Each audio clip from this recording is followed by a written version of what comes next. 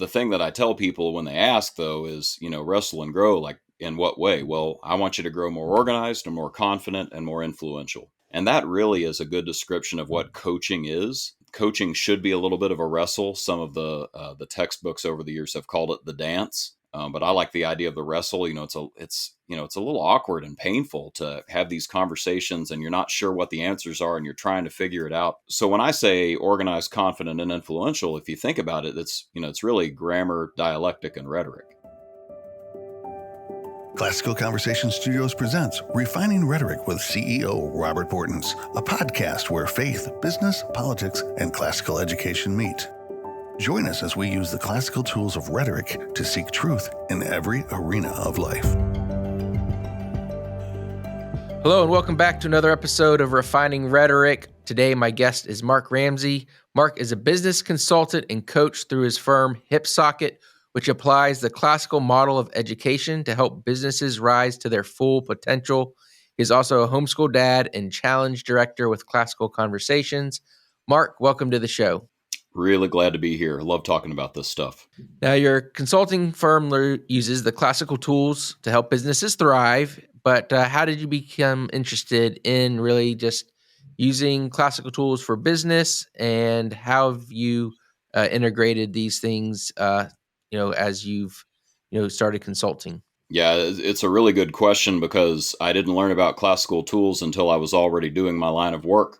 So, I started out in public relations, worked for a PR agency. So I had all these different clients and I would say, I was good at some things. I was good at copywriting and good at copy editing, especially, and some of the things that you do in PR. But over the course of time, I realized that I wasn't really excited about it. And what I really was excited about was learning the stories of all these businesses and organizations that I worked with. And that became so fun that I ended up on a career path where I was doing coaching and training and consulting for different clients that, had, challenges and the interpersonal dynamics that were going on inside the house and all the things that a consultant gets involved in. And it was only later, I knew about liberal arts, but I couldn't have told you that there were 7. I took rhetoric in college, but, I wasn't paying attention enough to realize, what I was even, meaning by that. But I had some brothers who had kids before me, and their wives introduced us to Classical Conversations. And that was really the start. It was my wife pointing out, I wanted to learn more about the book Norms and Nobility. And there was an online course through Searcy Institute that I ended up taking. And my wife said, that's like professional development for you, right? And that's when it finally clicked, like, oh my gosh, this is the framework that you could use to help anybody. So that's really how it all got combined. Yeah, tell us a little bit about your journey into Classical Conversations and just discovering these tools that we use for education that are so applicable to business. I guess the short version is that, I was one of the kids that was a good student, but that didn't necessarily mean that I was a good learner. Mm-hmm. Like I knew how to get A's, but I didn't know how to necessarily learn. And when I got involved in CC, that was a huge wake up call for me. It was a lot of humility to learn. Like, man, I don't memorize things nearly as well as I could have, and I'm not proactively asking additional questions and trying to learn more about subjects. I wasn't being humble to the subjects that I was learning about. That was what was so shocking to me. And so, there were CC has amazing resources for that. The practicum. I can remember the first practicum where I just sat in a community of learners, other parents who were interested, and thinking, the last time I experienced this was honors program in college, where there were a bunch of people who were psyched about learning. And Norms and Nobility, and Searcy Institute have been huge resources for that. The parents in our community really helped educate us about, sort of the CC way of doing things. And I would also call out the Cincinnati Homeschool Convention. It's just a phenomenal, you always leave charged up with new ideas about classical education and things that rabbit trails that you're going to want to go down. So Absolutely. I'd say that's been phenomenally helpful too. Yeah, those are all wonderful resources, and Norms and Nobility is a great book for really any educator or business person to Right. read and learn from. So, what is business consulting or business coaching, and when or how did you start integrating the tools of learning into that practice? The tagline of my business, HipSocket, is "Wrestle and Grow," and that is a reference to Jacob wrestling the angel. The thing that I tell people when they ask, though, is wrestle and grow, like in what way? Well, I want you to grow more organized and more confident and more influential. And that really is a good description of what coaching is. Coaching should be a little bit of a wrestle. Some of the textbooks over the years have called it the dance, Mm. but I like the idea of the wrestle. It's a little awkward and painful to have these conversations, and you're not sure what the answers are, and you're trying to figure it out. So when I say organized, confident, and influential, if you think about it, it's really grammar, dialectic, and rhetoric. Mm. It's really you saying, I want to get organized in what I know, my knowledge of a subject. We need terms, we need classifications, we need categories on this thing that we're trying to grow in.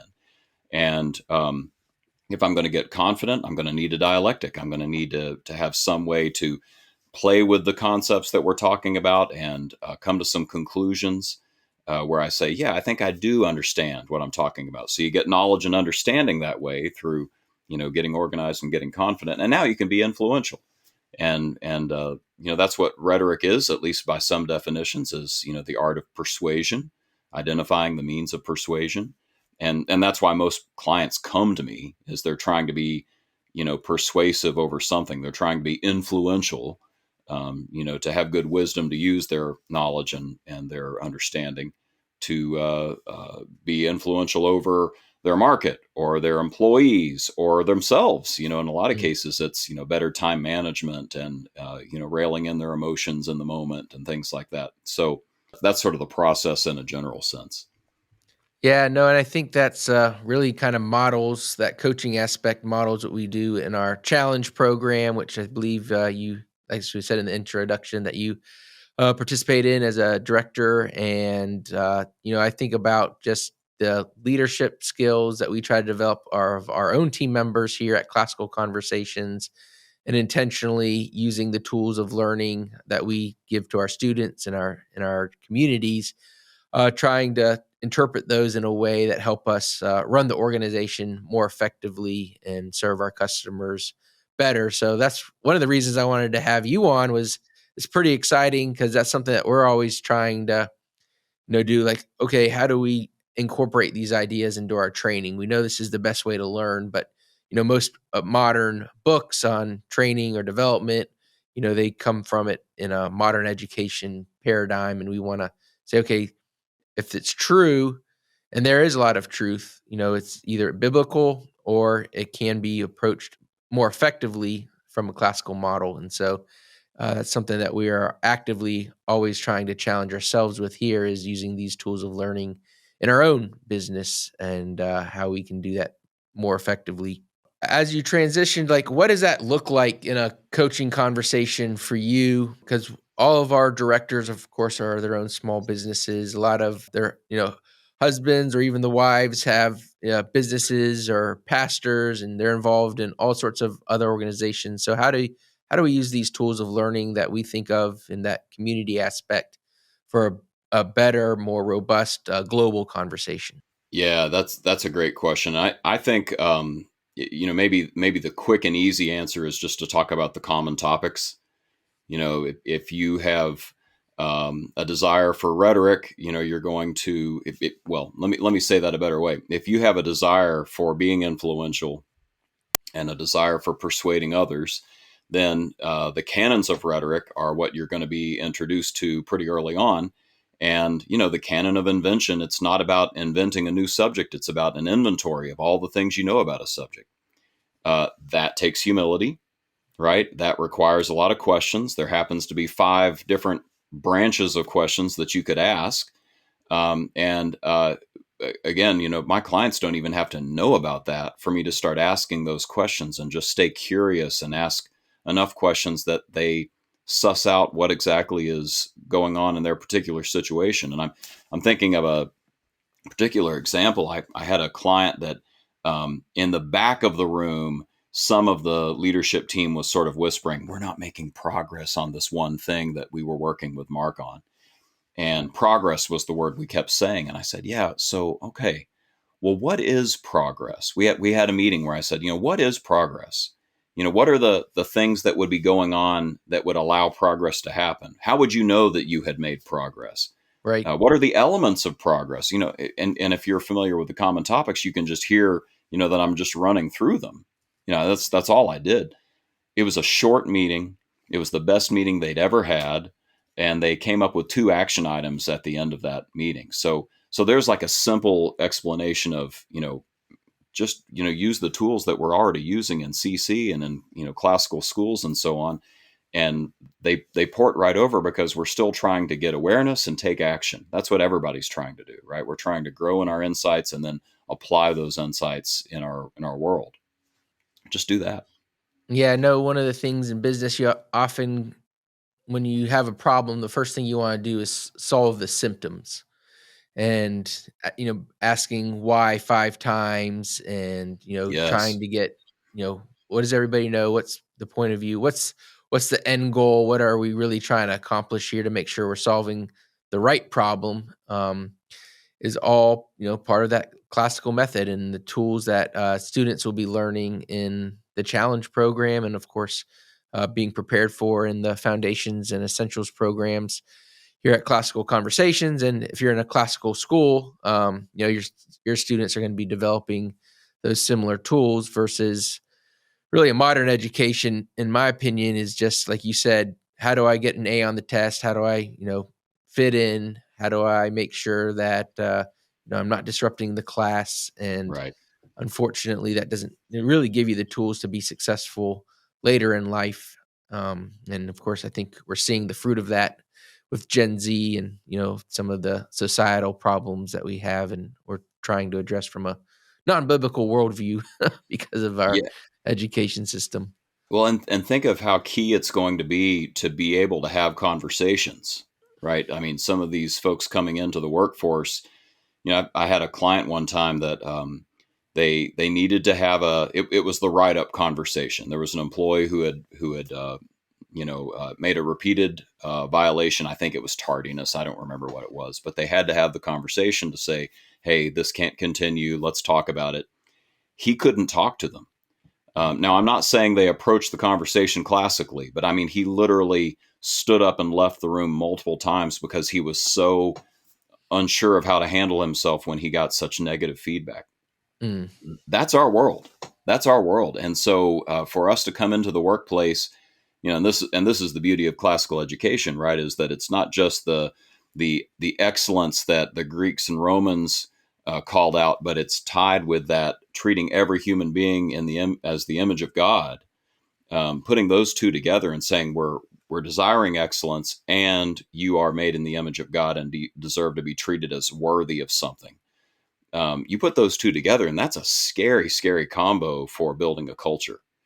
And I think a lot of our organizations, they usually miss one or the other. But if you tie the two together, it's just absolutely powerful. You probably know at Classical Conversations, our goal is to equip homeschool parents to give their children the best education possible. What you might not know is that we have established relationships with other parties that offer educational support and advancement services, extracurricular support, family, culture, Christian colleges, university choices, missions, and gap year opportunities, and much, much more. CC members receive exclusive access to discounts and promotions with many of these organizations. To view the full list of our third-party relationships as well as discounts that are available to your family, simply visit classicalconversations.com/relationships. That's classicalconversations.com/relationships to get your discounts today. Well, amen to that. I'd love to really get your perspective on how challenge programs can prepare students for making a living, serving others, being in business, whether that's ministry or working for a for-profit or nonprofit or being an entrepreneur. because you work with business owners and business leaders, and you're intimately familiar with the Classical Conversations program. So I know a lot of dads and moms, especially dads, are concerned with like, how are they going to make a living with a classical education? What's your perspective? If that's the concern, just send me a list of the names of these kids and I will go have them a job tomorrow. I mean, it's every industry that I work in right now would love to have more people. They would love to have quality people who know how to think. I think maybe the real question that those parents are asking is, how do I prove that my kid has the ability to think and to communicate and so on? And so I guess what I'd say to that is I'm a really big fan of the concept of early work or internships or whatever that looks like. And I'm telling you, like, there's not a field out there that doesn't uh, need that thoughtful communicating person. So the ability to go out and do some internships, have some work experience, whatever it looks like in the challenge years, I think is maybe going to solve that problem for the person. The skills that they're getting, I mean, it almost just doesn't need to be expressed. I mean, it's so part and parcel to what my clients say.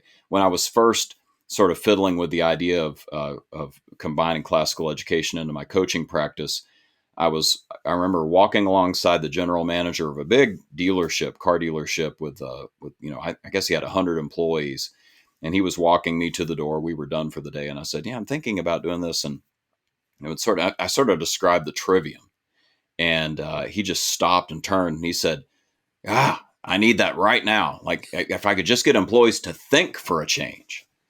Like, that's what they're looking for. That's really what they're looking for at all levels. So I don't worry about whether or not they're getting the right info, the right knowledge and understanding and wisdom to be a useful service to the workforce.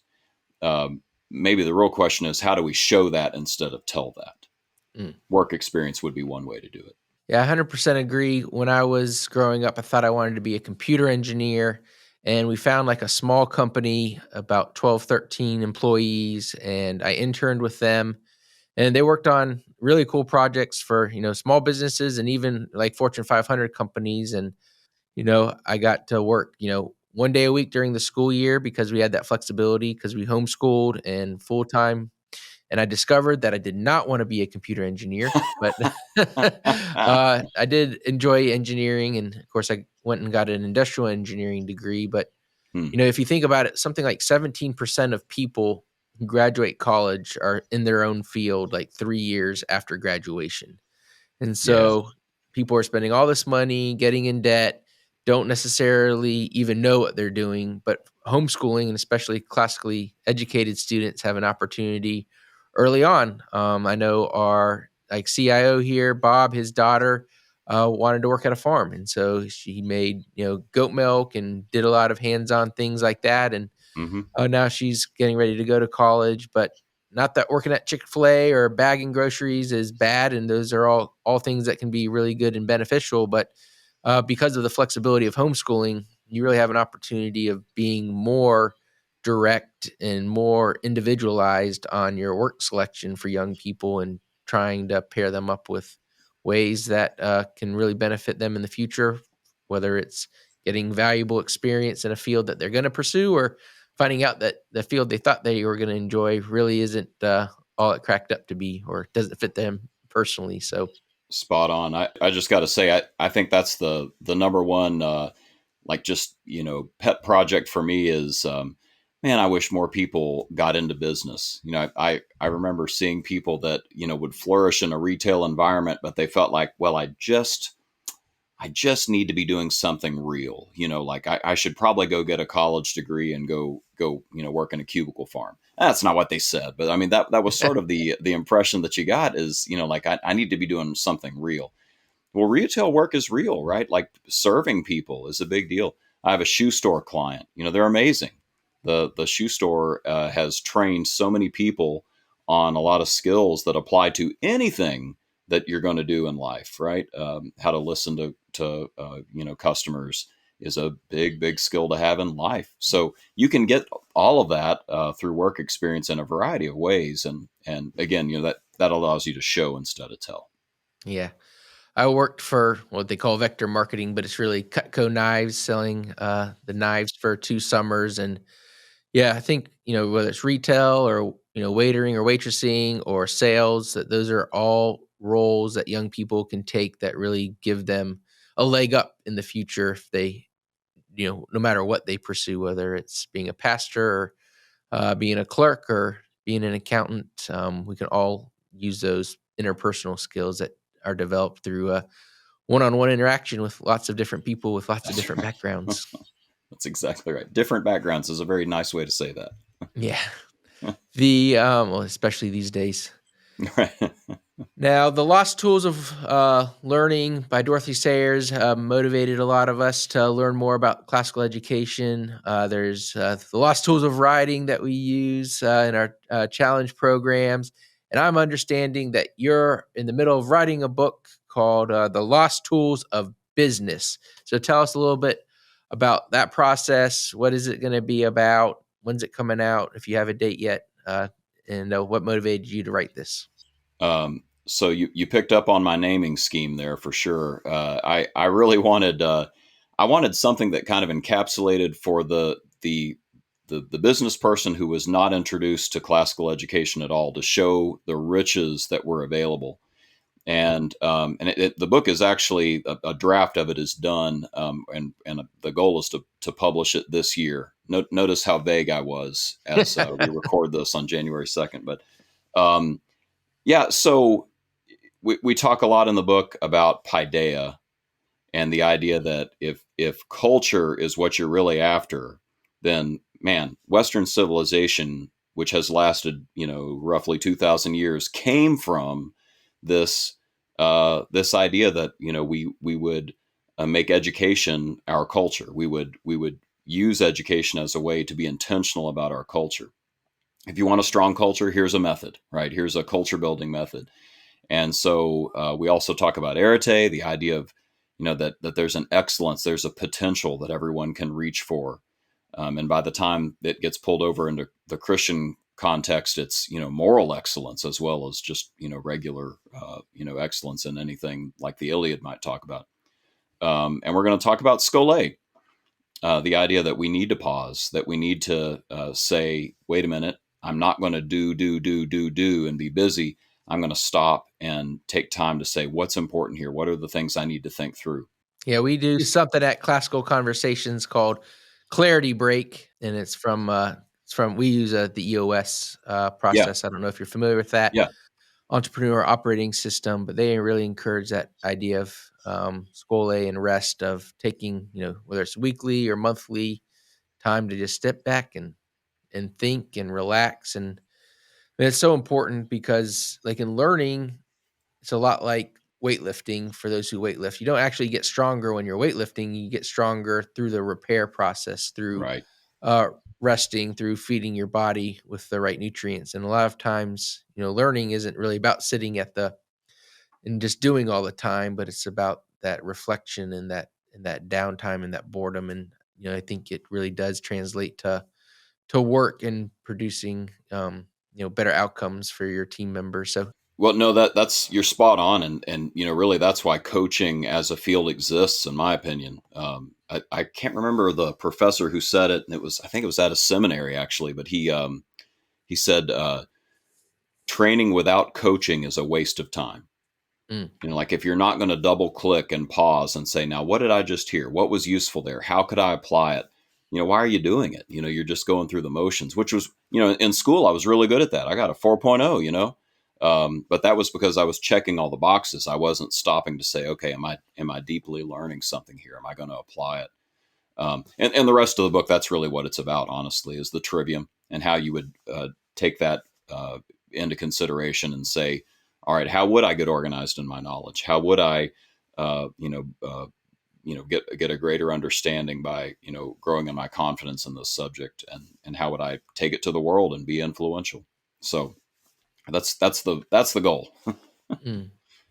Well, we're looking forward to it and its release and just seeing your perspective on it, because I know that that can help all of us really fulfilling, love your neighbor well, more effectively when we're taking these tools that we use for education and really intentionally reaching more and more people with them through our just daily interactions, because they aren't just for educating, they're for everyday life, which is why That's right. we all want to develop a love of lifelong learning and develop our children to become adults who love learning for the rest of their lives, because they'll be successful in whatever God has them do if they That's have right. those tools.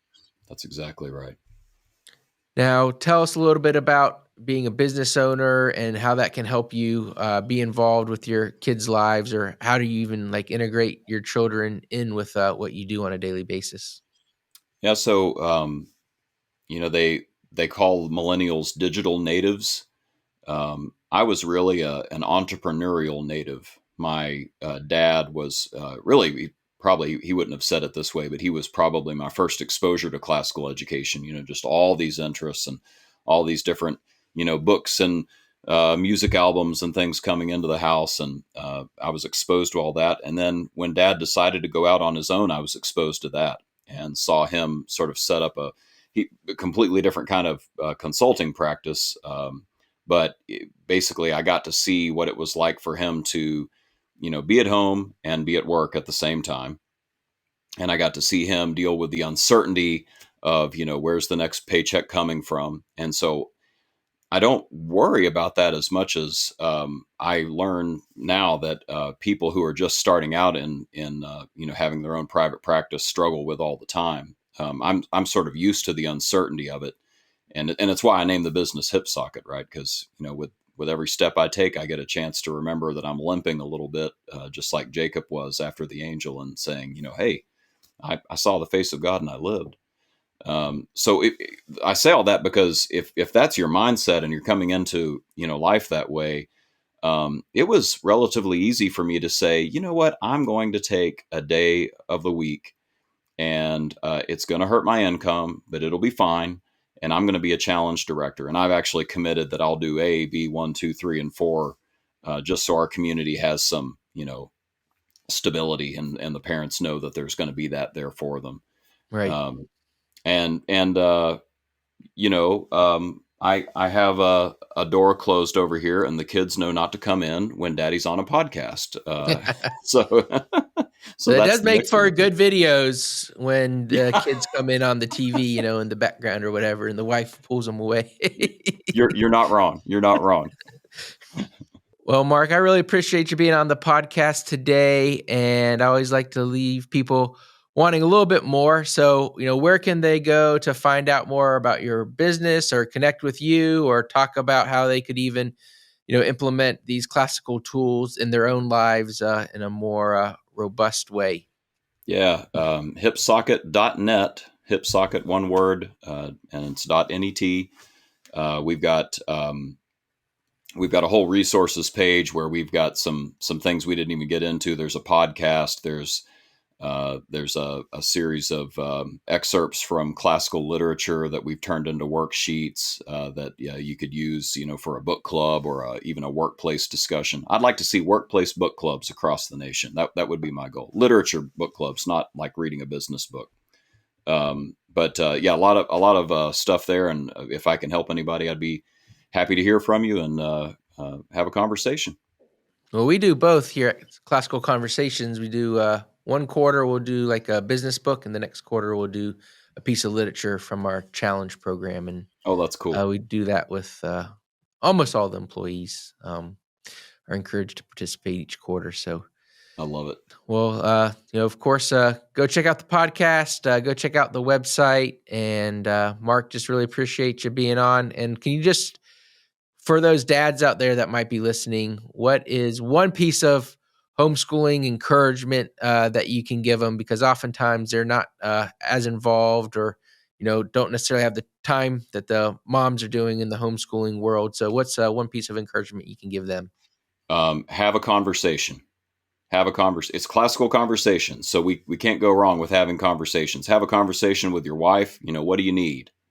What's a strength I have that I could be helping out with here. Like for me, it was my PR copy editing. I'm the editor of all the, challenge papers in this house.